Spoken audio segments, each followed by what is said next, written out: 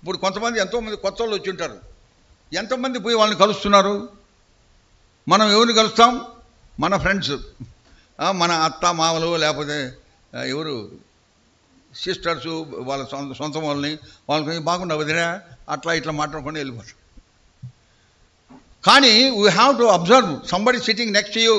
అంతకుముందు ఎప్పుడైనా వచ్చిందా? ఓహో కొత్తగా వచ్చింది అని నువ్వు ప్రార్థన చేసుకోవాలి. ప్రభువా, ఇప్పుడు మీటింగ్ అయితే ఆమెతో మాట్లాడితే నాకు సహాయం చేయని ప్రార్థన చేయాలి.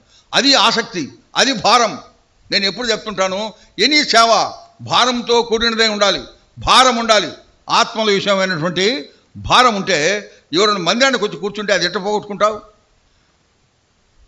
మనం బయటికి పోయి ప్రయాసపడి భారం మోసుకుంటున్న సమస్తమైన వారులారా నా ఎదుకు రండి, నేను మీకు విశ్రాంతిని ఇస్తానని చెప్తాం. ఇక్కడ పిలవకుండానే వచ్చి కూర్చున్నారు ఎంతోమంది, మనకు తెలియదు. వాళ్ళ సిస్టర్స్ తోటో, వాళ్ళ బ్రదర్స్ తోటో, వాళ్ళ రిలేటివ్స్ తోటో ఏదో పాటలు బాగుంటాయనో, సహవాసం ఉందనో, లేకపోతే భోజనం ఉందనో వస్తారు.